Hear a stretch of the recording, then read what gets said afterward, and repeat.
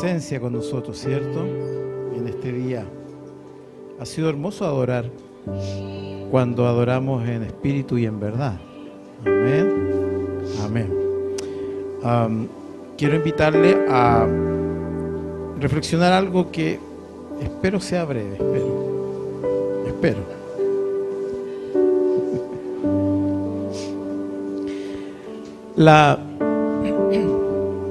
La vida espiritual tiene sus normas, tiene sus reglas de fe, que muchas veces no son muy parecidas a las normas y reglas de la vida natural y física. A veces hay coherencias y relaciones muy parecidas y en otros casos puede haber mucha diferencia. El plan de Dios para el hombre y la mujer siempre consideró condiciones de vida bastante particulares. Escuchamos en el huerto del Edén el relato de que estaba Adán, Eva, como pareja que Dios puso en un cierto lugar. Y si usted lee del Génesis, se da cuenta en el capítulo 2 y en el capítulo 3 del Génesis, que ese cierto lugar tenía ciertas características. Hay un lugar donde Dios provee seguridad para su gente. La Biblia dice que cuando Adán y Eva pecaron y desobedecieron a Dios, hay un hecho que pasa desapercibido. Primero, dice que ellos fueron castigados, ¿cierto? Pero hay un hecho que pasa desapercibido muchas veces cuando nosotros hablamos esa parte del relato bíblico. Y dice que cuando Adán y Eva cayeron, fueron sacados del lugar. ¿Cuál lugar? Del Edén. Observe, estaban en el Edén, en el huerto del Edén, vivían perfecto, en comunidad plena con el Señor, con Dios. No les faltaba nada. Había plena armonía. Dice el relato del capítulo 2 que el Señor, Dios, se paseaba en la brisa de la tarde y caminaba con ellos. Imagínense usted, bacán, ¿no? Salir a las 6 de la tarde, 7 de la tarde, cuando ya está fresquito, a caminar entre medio del bosque, del jardín, y que el Señor Dios vaya y camine con ustedes. Eso ocurría en el huerto del Edén, pero dice que cuando ellos cayeron en pecado, aparte de haber maldecido a la serpiente, haber maldecido la tierra, haber maldecido a la mujer, haber maldecido al hombre, y todas las consecuencias que tuvo, dice un acto es que Dios los echó de ese lugar, los sacó del Edén. Y esto tiene alta importancia, porque significa que en el plan de Dios, de los inicios de la humanidad, estaba considerado que Él tenía un espacio, un lugar de protección que te acoge, donde Él está y nosotros estamos. Pero cuando uno desobedece al Señor, Él te saca de ese lugar. Y entonces quedas a merced de cualquier cosa. Cuando Caín mató a su hermano Abel, y dice que Dios lo echó errante por la tierra, Caín, la primera lamentación que hizo Caín fue: ¿qué va a hacer de mí ahora que me echaste del Edén? Porque cualquiera que me encuentre me va a matar. Es decir, Caín se dio cuenta la desgracia que significa estar fuera del lugar que Dios había provisto.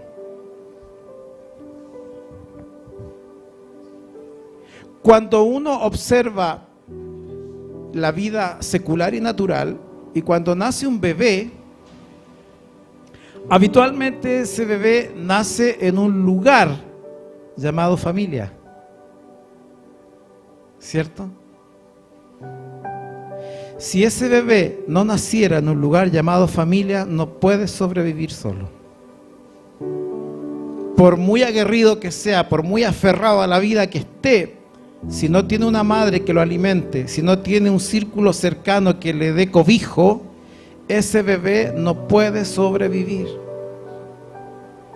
Porque hay un lugar donde llegó y en ese lugar tiene que desarrollarse. La evidencia científica dice que los niños institucionalizados, los niños que nacen y las madres los desechan y llegan a casas de menores en cualquier parte de este planeta, los niños institucionalizados, dice la evidencia científica, que si uno los compara con niños, comillas, normales, que se crían en una familia como cualquier otra, el índice de vida de un niño institucionalizado es mucho menor que el índice de vida de un niño que está en una familia constituida. Porque hay un tema que no tiene que ver con salud física, tiene que ver con el lugar, el espacio donde es cubierto.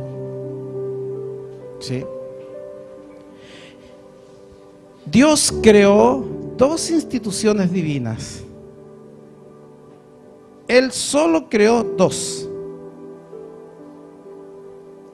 Y las leemos en el Génesis. La primera que Dios creó fue el matrimonio. Capítulo 2. Dejará al hombre a su padre, a su madre, se unirá a su mujer y serán una sola carne. Porque en el plan de Dios está contemplado entonces que haya una familia, que haya un matrimonio que constituya el lugar de protección para los que son parte de esa familia. Y el plan de Dios no era que cada uno ande por su lado. Es tan explícita la palabra: deja al hombre al papá, a la mamá y se une a su mujer y son una sola carne. Se establece como un lugar. Y la segunda institución divina que Dios creó es la iglesia. Porque el pueblo judío estaba acostumbrado a ir al templo de Jerusalén una vez al año y llevaba su macho cabrío, su cordero, para ser sacrificado, y tenía la costumbre de que ahí era el templo, ahí era la casa de Jehová Dios, y Jehová Dios estaba ahí.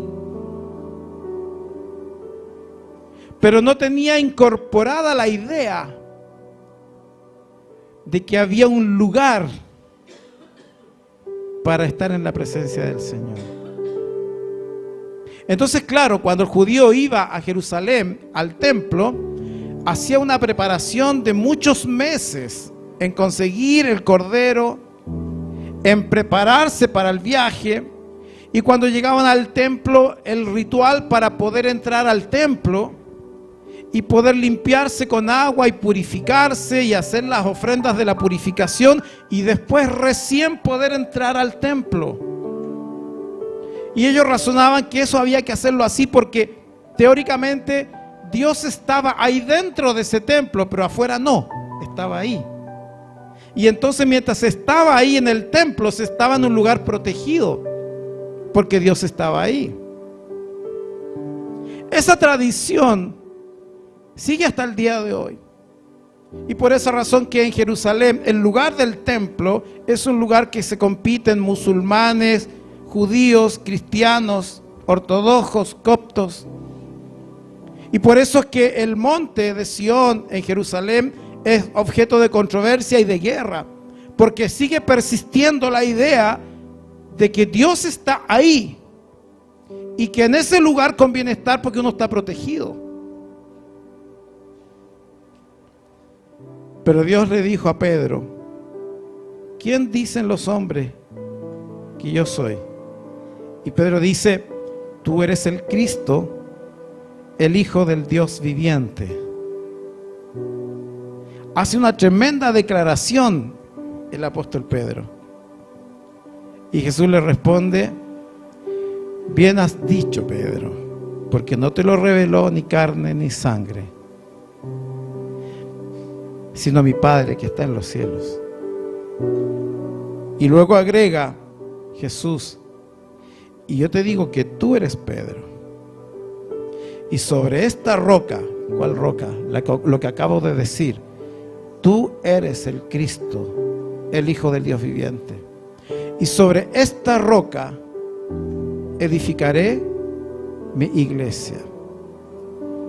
Y nuevamente Jesús, el Hijo de Dios, le cambia el switch a la gente. Ya no es el templo. Cuando Jesús se encontró con la mujer samaritana, le dijo: ¿y tú adoras al Señor? Y la mujer le dice: sí, pero es que aquí hay un lío, porque algunos dicen que tiene que ser en el monte Gerizim, porque ahí hay un templo y ahí van los samaritanos, y otros dicen que es en Jerusalén, que está en el otro lado, y entonces allá van los judíos. Entonces yo no sé si en Gerizim o no sé si es en Jerusalén. ¿En cuál es?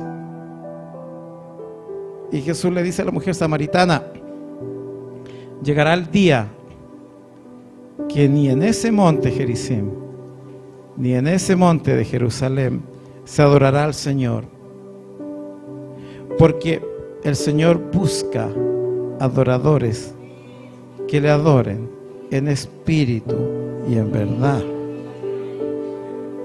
Y con eso Jesús estaba diciendo: no es el lugar físico, no es la casa, no es el templo. Por eso cuando yo paso y cuando usted pasa por fuera de una iglesia, yo no me persino ni hago la señal de la cruz.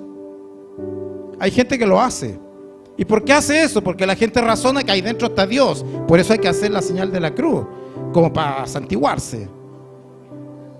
Pero no es eso lo que Dios ha enseñado. Lo que Dios enseñó es que ni en ese monte, ni en otro monte, porque está hablando de otro lugar, que no es un lugar físico, está hablando de un lugar espiritual que se llama iglesia. Y en el libro del Génesis, en el capítulo 6, Kiko, si me ayuda, y en el versículo 18,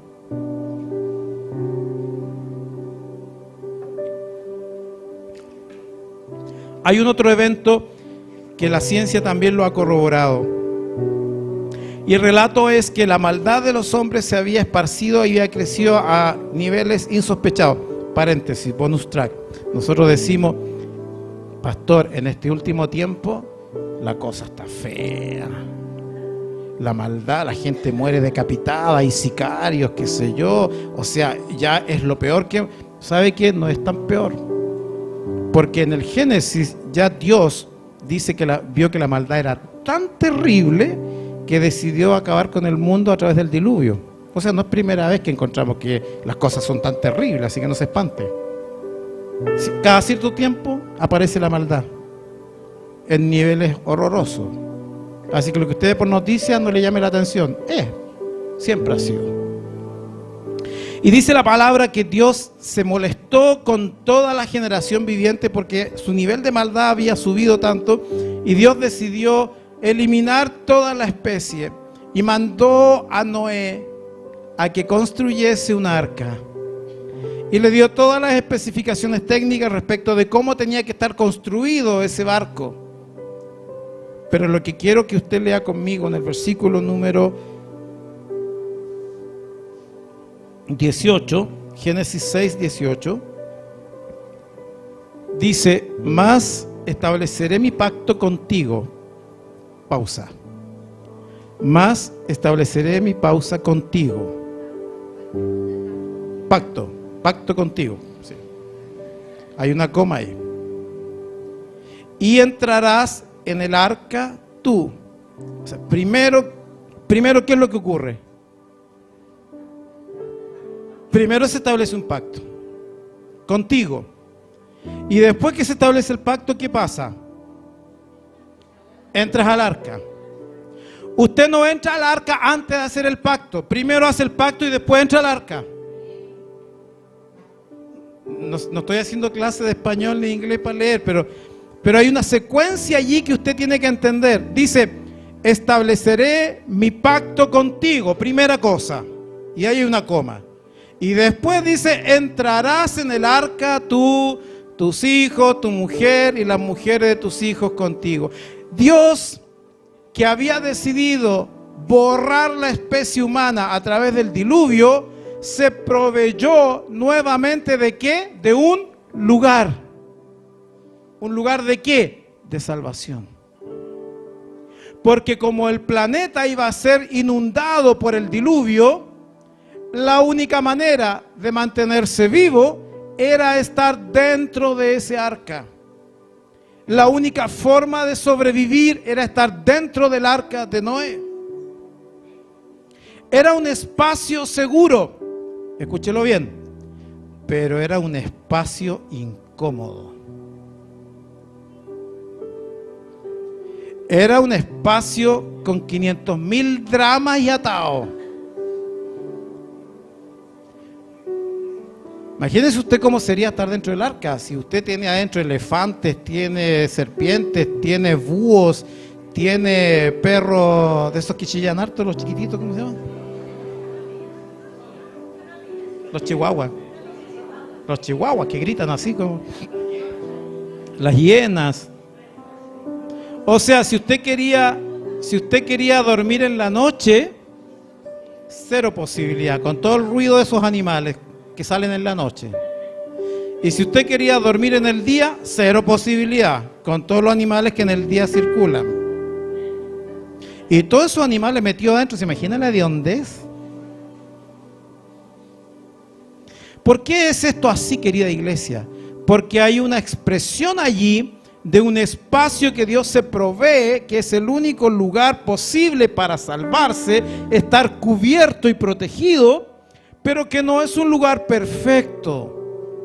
Porque cuando el Señor instaura esto del arca de Noé, está haciendo una alusión profética a lo que va a ocurrir muchos años y siglos después. Porque el arca de Noé es un prototipo de la iglesia. Y entonces, en un momento en que la ira de Dios vino sobre toda la humanidad y la exterminó, era altamente conveniente estar dentro del arca, por incómodo que eso fuera, porque era el lugar de protección y de cobijo.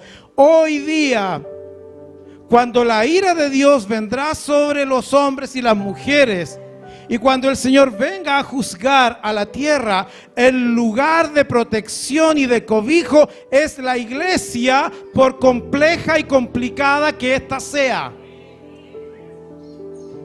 Entonces, si usted anda buscando una iglesia perfecta, donde no haya ni un solo problema, está perdido por la vida. ¿Qué quiere que le diga? Siga buscando, como Angel, que buscó toda la vida las flores de los 7 colores y no la encontraba nunca. Yo veía esos monitos cuando chico. Y se dio la vuelta por el mundo buscando los 7 colores y no la encontraba. Y lo tenía en el jardín de la casa, imagínense. Entonces la iglesia no es perfecta. Pero ¿sabe qué? Usted no tiene que pensar en eso. Usted tiene que pensar que ese es el lugar de cobijo. Y lo que importa aquí, en el versículo que tenemos en pantalla, es que para entrar al arca, primero había que establecer, ¿qué cosa? Un pacto. Si no, no se entraba. Para ser de la iglesia, primero hay que hacer un pacto. ¿Con quién? Con el Señor.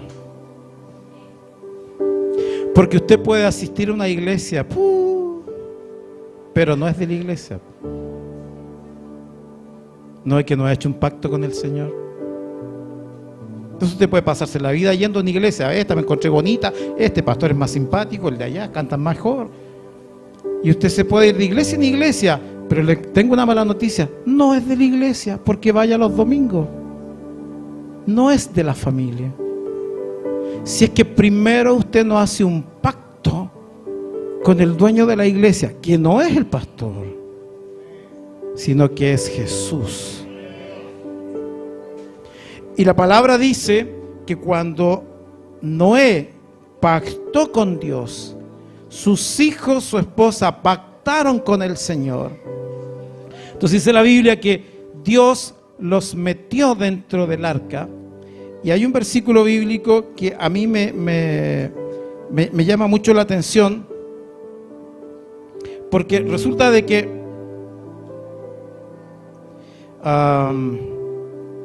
cuando Noé y su familia entraron en el arca, dice que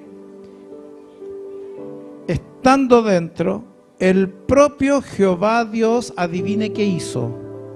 Él cerró, no la cerró Noé, fíjese. Y es un pequeño detalle que es un tremendo detalle. Entró al arca y Jehová Dios cerró la puerta. Porque para entrar a la familia del Señor, Él abre las puertas y Él cierra las puertas. Y no es algo que hagas tú o haga yo. Es algo que Dios define. Pero a pesar de esa incomodidad, entonces allí, querida iglesia, Noé pudo ser salvo y toda la especie humana viene a partir de Noé. Tú puedes ser de la iglesia y Dios quiere que lo seas, pero no de manera nominal. ¿Cuántos hay aquí que alguna vez decían, yo soy católico? Porque me bautizaron cuando chico, pero jamás pisó un templo, jamás tuvo temor de Dios, pero se declara católico. Eso no es ser de una iglesia. Y usted me va a decir, pastor, pero es que yo era de una religión. Ni siquiera es de una religión. Es una cosa que usted dice nomás, pero no tiene idea por qué lo dice. Porque yo soy anabalón, pero tengo claro por qué soy anabalón. Mi papá es anabalón, mi madre es Sepúlveda, yo nací en esa familia y esa es la herencia que yo tengo. Yo viví con ellos. Esa es mi familia. No es como que soy porque bueno. Lo que Dios desea es que tú entiendas la importancia que esto tiene.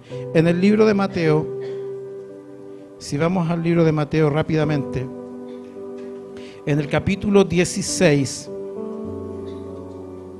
y en el versículo 18, Mateo 16 y versículo 18 dice, y yo también te digo que tú eres Pedro, y sobre esta roca edificaré mi iglesia. ¿Cuál roca? ¿Cuál roca? Jesucristo es la roca. Porque Pedro dijo, ¿quién eres tú? Y Pedro dijo, tú eres el Cristo, el Hijo del Dios viviente. Es decir, sobre esa roca que es Cristo, no sobre la roca María, no sobre la roca los santos, no sobre la roca los sacramentos, no sobre la roca de los rituales, no sobre la roca de la tradición, no, sobre la roca que es Cristo. Y él dice, y sobre esa roca yo edificaré mi iglesia. Por tanto, la iglesia está basada en la roca que es Cristo. Y por tanto, la iglesia predica el nombre de Cristo. Y por tanto, la iglesia solo glorifica el nombre de Cristo. Y por tanto, en la iglesia nadie tiene que robarle lo que le pertenece a Cristo. La iglesia existe porque está basada en la roca que es Jesús. Y cuando ya en una iglesia no hablamos más de Jesús, y cuando en una iglesia ya no hablamos más de Cristo, ni le damos el honor y la gloria a Él, la iglesia dejó de ser iglesia y se convirtió en un club de amigos, se convirtió en un club de gente muy entretenida que la pasa bien. Pero Jesús le dijo, sobre la roca de que Jesús es el Hijo de Dios, sobre eso yo voy a basar mi iglesia.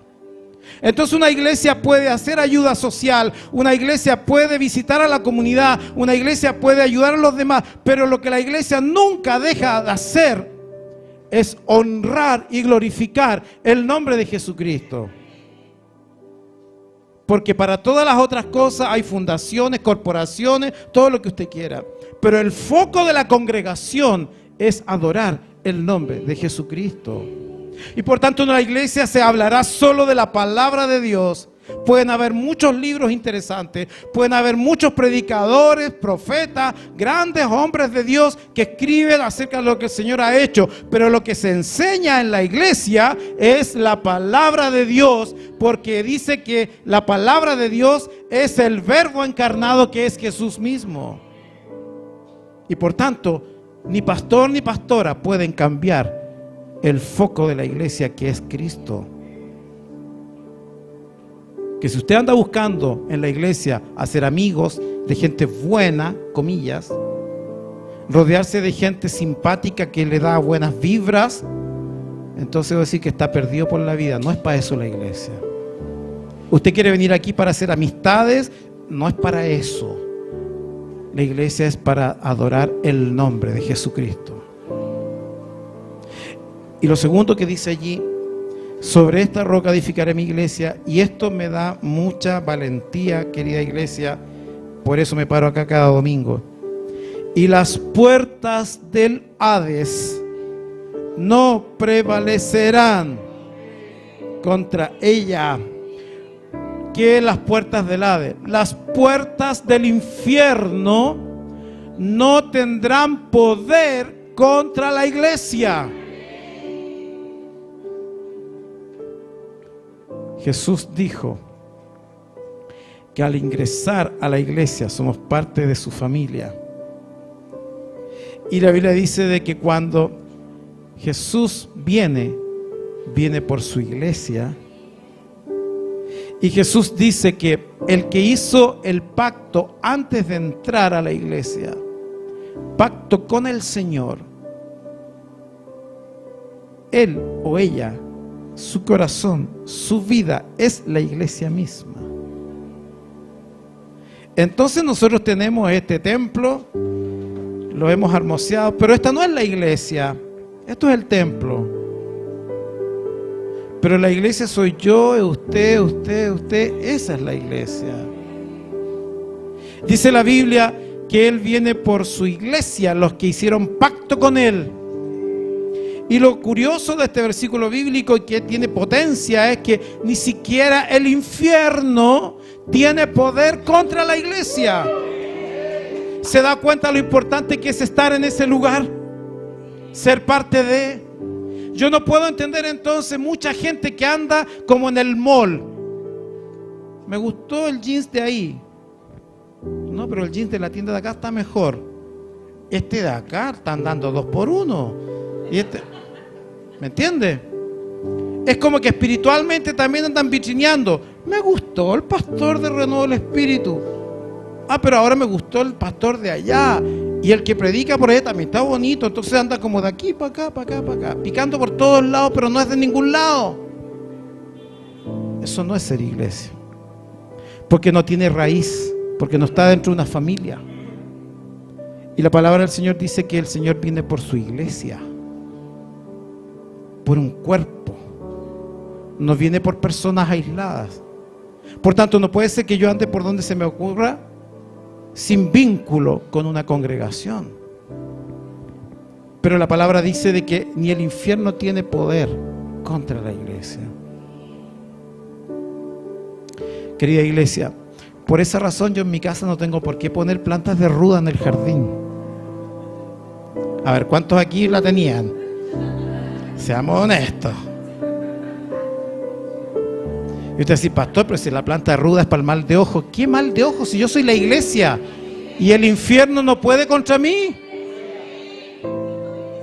Sí, pues. Ah, pero es que, pastor, el bebé nació y hay que ponerle una cintita roja aquí en el cuello, un alcanfor, o aquí en el bracito, para que no lo ojeen.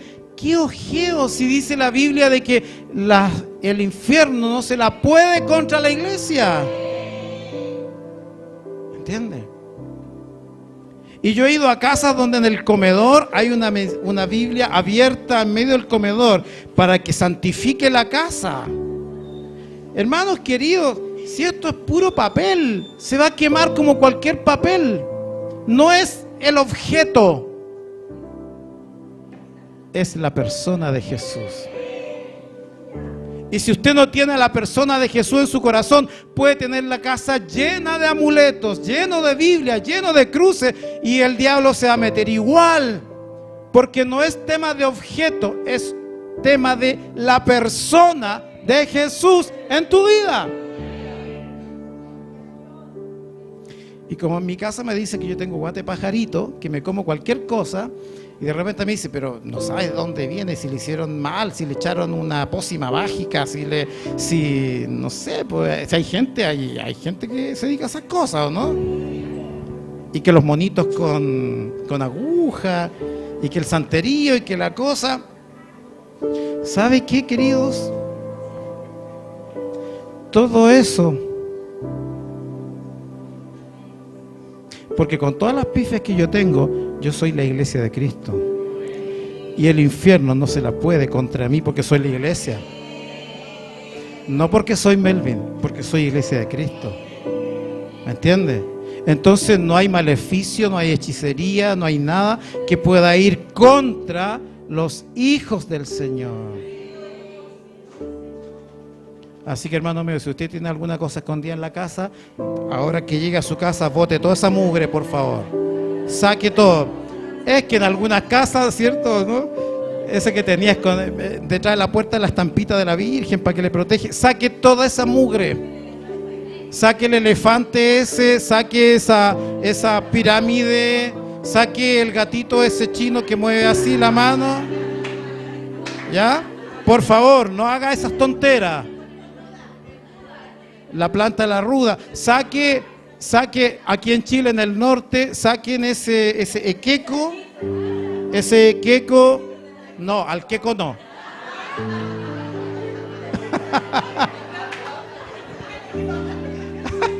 No, el equeco. Lo conocen, ¿no? Ese monito que tiene arroz, porotos, frijoles, qué sé yo, que es para la buena suerte y la abundancia.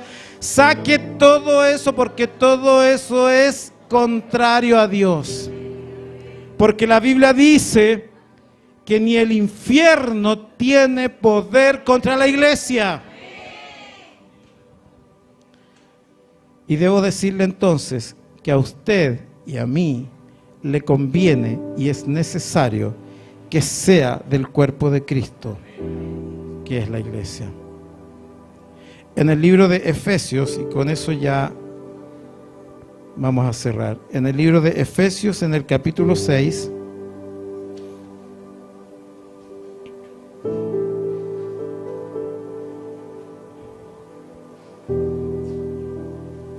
y en el versículo 25 al 27, cuando el Señor habla del matrimonio, pero usa una comparación, una analogía que es muy importante distinguir. Efesios 5, 25 al 27, y dice: maridos, amad a vuestras mujeres, y escuche bien, así como Cristo amó a la iglesia y se entregó a sí mismo por ella. Cristo amó a la iglesia y se entregó a sí mismo por ella. Pausa. Si Cristo amó a la iglesia y entregó su vida por la iglesia, ¿por qué usted y yo menospreciamos la iglesia? ¿Se entiende lo que digo? ¿Cómo puedes tú decir: yo amo a Dios, Él es mi centro de la vida, pero esta iglesia de aquí a allá, el pastor, la gente que anda ahí, la hermanita que se junta para allá, para acá, y hablo pestes de la iglesia, cuando Cristo amó la iglesia y entregó su vida por ella? Si Jesús hizo ese sacrificio por una iglesia, ¿por qué tú la denigras? Eso no es comprensible. Así sea que te haya pasado algo feo, pero yo sé que en tu casa, en tu familia también han pasado cosas feas, y yo sé que tú no andas hablando chismes de tu familia, no la andas desprestigiando con otra gente. ¿Tú le cubres el honor a tu familia o no? Bueno, al menos hay algunos que, bueno, ¿qué quiere que le diga? Dice: se entregó a sí mismo por ella para santificarla, habiéndola purificado. Jesús santificó su iglesia, la purificó. Y el versículo 27 dice: a fin de presentársela a sí mismo una iglesia gloriosa, que no tuviese mancha, ni arruga, ni cosa semejante, sino que fuese santa y sin mancha. Es decir, en el corazón de Jesús, la iglesia ocupa un lugar central. Probablemente, queridos, queridas, tú no has hablado contra una iglesia, pero probablemente tu actitud es como que si hubieras hablado igual mal de ella, porque no eres parte de la iglesia, porque te da lo mismo la iglesia, porque ¿para qué me voy a congregar? ¿Para qué voy a asistir? Sí, y tienes tus argumentos, pero esa actitud habla de alguien que no valora lo que el Señor valora. Y puedes tener argumentos al respecto, yo te los voy a escuchar y es capaz que tengas razón, pero a pesar de ello, Jesús dio su vida por la iglesia, la santificó, la purificó y la cuida. Si el Señor, Hijo de Dios, le da ese nivel de importancia, ¿cuánto más tú y yo tenemos que hacer lo mismo? No puedes ser un cristiano itinerante, un día aquí, otro día allá, otro día. Tienes que plantar raíces en un solo lugar, porque es el espacio de cobijo. Hoy día debo decir que en esta iglesia Renovo del Espíritu, que es una iglesia pequeña y humilde, pero hoy día se incorporaron a esta familia Bernabé, Daniel, Imán, Rafaela, y son parte de esta iglesia hoy día. Buena, mala, mejor, peor, con cosas, sin cosas, pero es la familia donde el Señor los puso. Y yo los invito a valorar y amar esa congregación. Y yo les invito a todos, hermanos, a cuidar su iglesia, porque el Señor dice que Él la santifica, la purifica para presentársela sin mancha. Significa que hay un esfuerzo por cubrir el honor de la iglesia.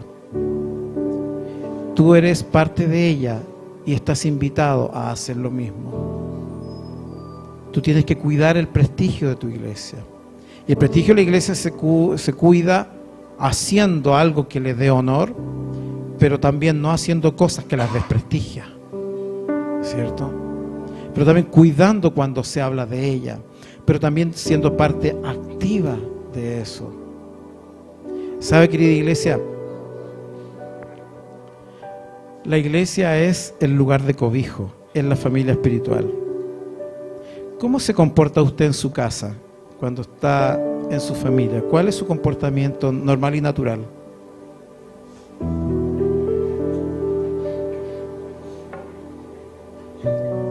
Conversaba la otra vez con alguien, le decía, si usted llega a la casa, saluda y se mete al dormitorio y no habla con nadie, no está en una familia. ¿Dónde está? En un hotel. ¿Cierto? Porque uno a un hotel paga, se mete a su dormitorio y no tiene que ver con nadie. No pesca, dice uno. Pero eso no es familia, eso es hotel. Pero en su familia, ¿qué hace usted? Usted llega, saluda, ¿qué más? Comparte. A la hora de comer, ¿qué hace? Se sienta a la mesa. Comparten, así sea una lechuga, pero comparten todos juntos, ¿cierto? Si vamos a ver televisión, estamos juntos. Si vamos a jugar, vamos al patio juntos. Bueno, los que tienen patio se ríen. Eso es hacer familia. Lo otro es ser hotelero. El Señor amó a su iglesia al punto que dio la vida por ella. Y esa es la familia. Y Dios quiere que tú te comportes como se comporta uno en la familia. Entonces en la familia uno comparte, uno saluda, uno abraza, uno ríe, uno llora, uno se ayuda, uno se preocupa, uno se sujeta a los hermanos mayores, se sujeta a los papás y a la mamá, uno avisa cuando va a... Oiga, yo tengo hijos, hijas, y si alguno va a salir y no va a llegar muy temprano, lo mínimo es, papá, voy a llegar tarde. Mínimo respeto, ¿no? Pastor, me voy a perder una semana, 2 semanas. Es lo mínimo, ¿no? Porque usted no se manda solo, porque es parte de la familia. Y no se trata que el pastor sea un tipo como la Gestapo que le quiere perseguir todas sus andanzas, pero es una familia. En el libro del Apocalipsis, en el capítulo 22, hay un versículo final de la Biblia que a mí me encanta porque hace una referencia. La Biblia comienza con el Génesis hablando de el lugar que Dios proveyó y termina la Biblia con el Apocalipsis hablando de ese mismo lugar.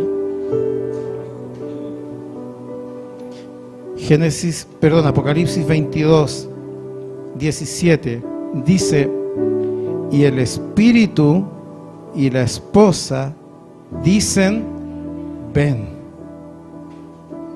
Hay otra versión que dice: y el Espíritu y la novia dicen: ven.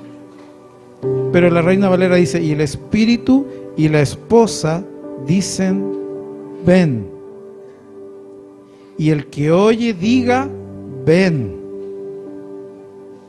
Apocalipsis 22, 17. ¿Qué significa esto? Al terminar la palabra en la Biblia, en el último capítulo de la Biblia, y el Espíritu y la esposa, ¿y cuál es la esposa? La iglesia, dicen: ven. ¿Se fija? Las dos cosas juntas. Usted no se enamoró de la cabeza de alguien y botó el cuerpo, a no ser que sea medio psicótico, ¿no? Pero usted se enamoró de la cabeza y el cuerpo, todo junto, ¿o no? Y Efesios dice de que Cristo es la cabeza del cuerpo, que es su iglesia. Usted no me puede decir: no, si yo pastor, yo creo, no, si yo amo a Dios, no pesco la iglesia, pero yo creo. Es una estupidez lo que está diciendo, porque o ama la cosa completa o no ama nada. ¿Me entiende? Cabeza y cuerpo. Si el Señor dio su vida por la iglesia y al final del Apocalipsis dice: y el Espíritu y la esposa o la iglesia dicen: ven, es porque la iglesia está diciendo: Señor, ven luego, nos conviene que vengas de nuevo. ¿Cuántos están aquí agradecidos del Señor por ser parte de la iglesia? ¿Cuántos van a empezar a honrar al Señor en la iglesia? ¿Cuántos van a empezar a servir a Dios en su iglesia? ¿Cuántos van a echar raíces en su iglesia? ¿Cuántos van a hacer que su familia espiritual crezca y se desarrolle?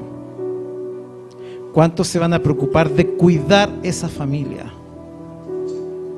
¿Cuántos se van a preocupar de hermosear ese lugar que el Señor ha considerado?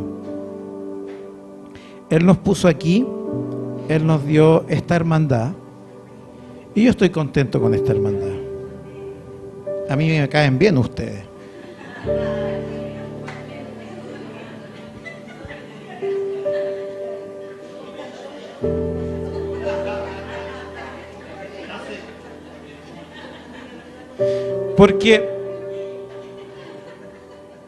Porque sabe que los hijos pueden decir: yo no escogí a mis papás.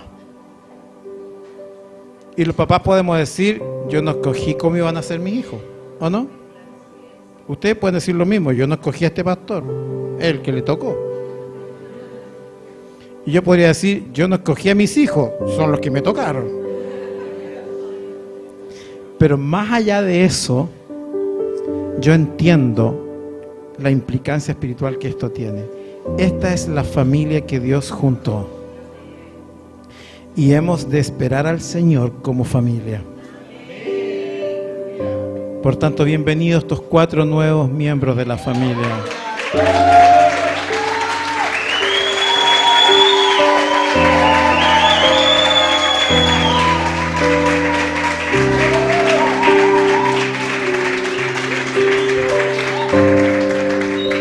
Bienvenidos y bienvenidos todos los que se quieran integrar van a ser bienvenidos, pero acuérdese, primero se hace el pacto con Dios y luego se ingresa a la iglesia.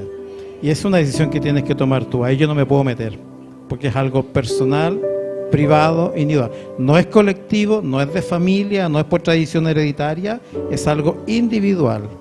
A mí me encantaría que tú lo hagas, pero tú eres dueño de tu vida y tú decides. El evangelio no se pone a presión ni contra pistola en el pecho. No se vende, ni se regala, ¿cómo es? ¿Cómo dice la canción? Su amor es un regalo. No se compra ni se merece. Su amor es un regalo. De gracia se recibe. Así que quien no es parte de la iglesia, lo quiero invitar a recibir a Jesús, que es el pacto con Él, y luego dar los pasos de incorporación a la iglesia. Póngase en pie para que oremos. Bueno, ya que está entusiasmado con eso, cantemos eso mismo. Puede ser, ¿no? Esa misma canción. Y como hoy día, hermanos, bueno, no hoy día, en el mes de noviembre, pero estábamos con algunos temas del espacio físico arreglándolo, celebramos 14 años de iglesia.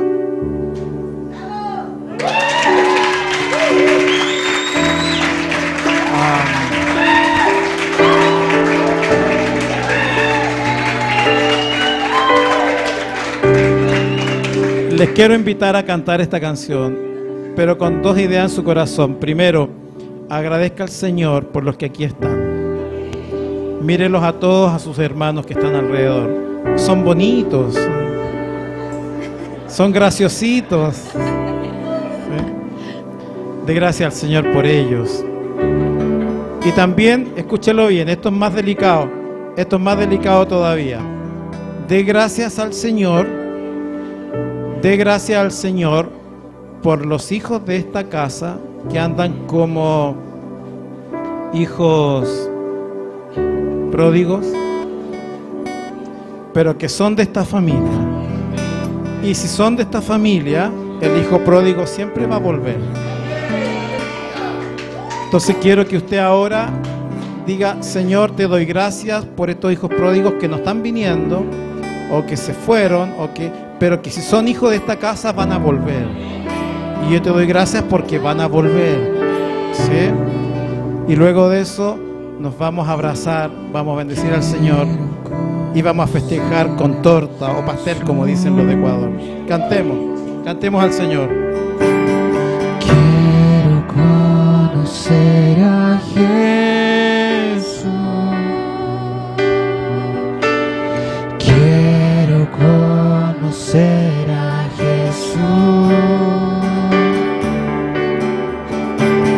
Quiero conocer a Jesús. Quiero conocerte. Quiero conocer a Jesús. Quiero conocer a Jesús. Ser hallado en Él.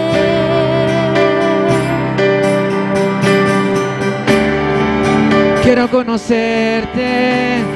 Quiero conocer a Jesús y ser hallado en Él,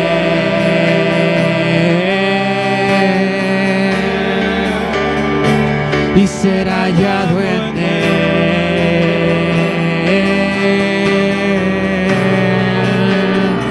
y ser hallado en Él,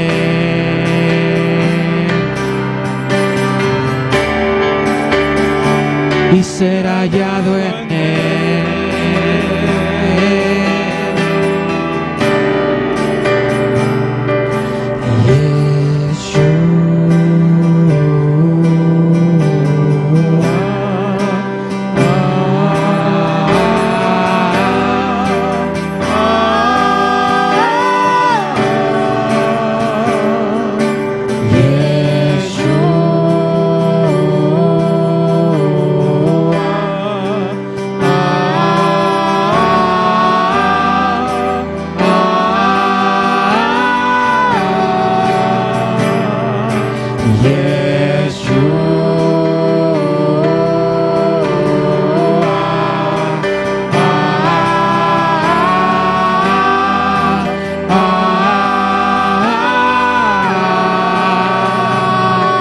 Mi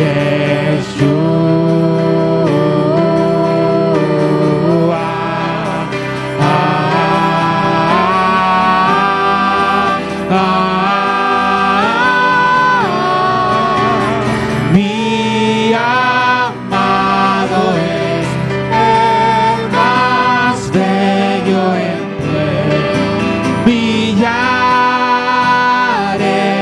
y millares. Mi amado es el más bello entre millares y millares. Mi amado es el más bello entre millares y millares. Mi amado es el más bello entre millares y millares.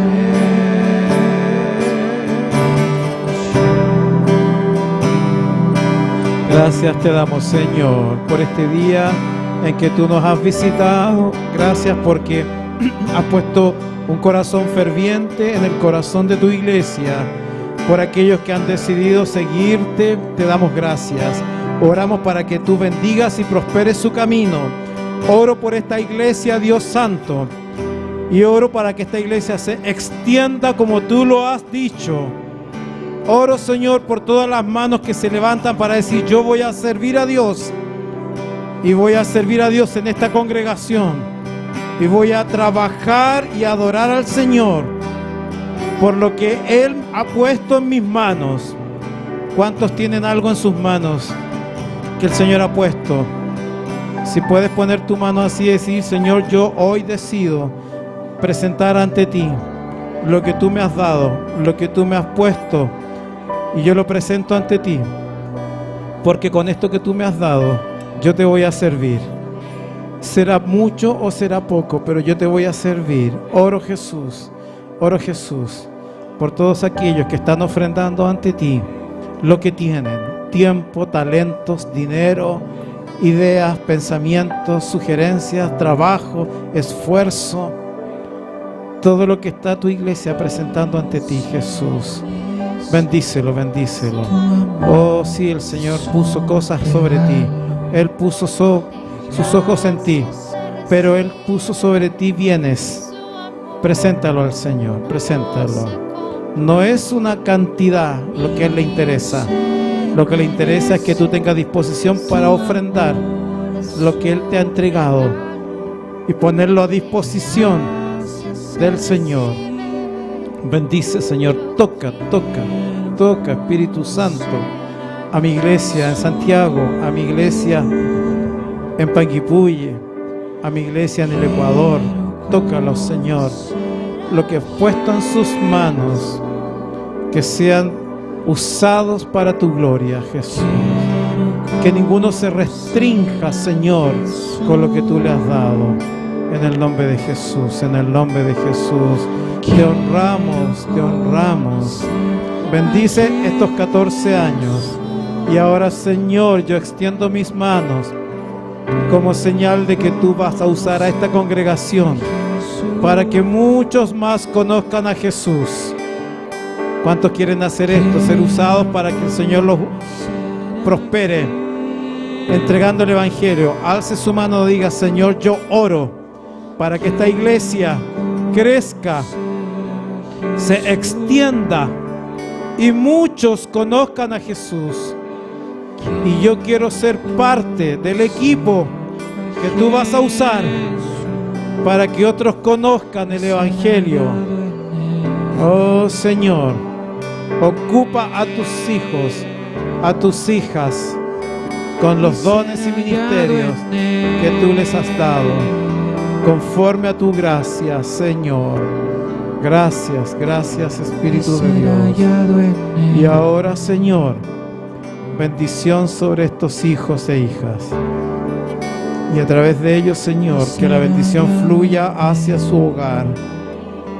Y si hay gente en el hogar que no te conoce, oro para que le des autoridad y poder a estos hijos e hijas, para que con su testimonio puedan contagiar al otro, Señor, de las grandezas de tu gloria.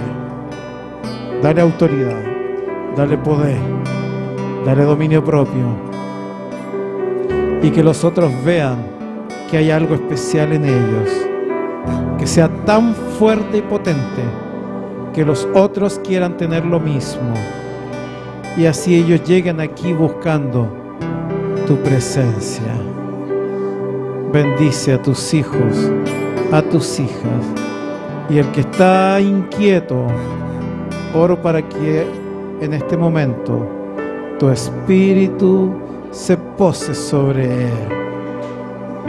Aquieta su mente revolucionada, aquieta sus ansiedades, controla su cuerpo físico en este momento, y todo síntoma que no sirve lo echas fuera en el nombre de Jesús. Solo tu presencia repose, dando gozo, articulando ideas, pacificando el corazón, despejando nuestra cabeza para tu gloria, Señor, para tu gloria. Bendito seas, en el nombre de Jesús, en el nombre de Jesús. Amén, y amén, y amén. Gloria a Dios, gloria a Dios.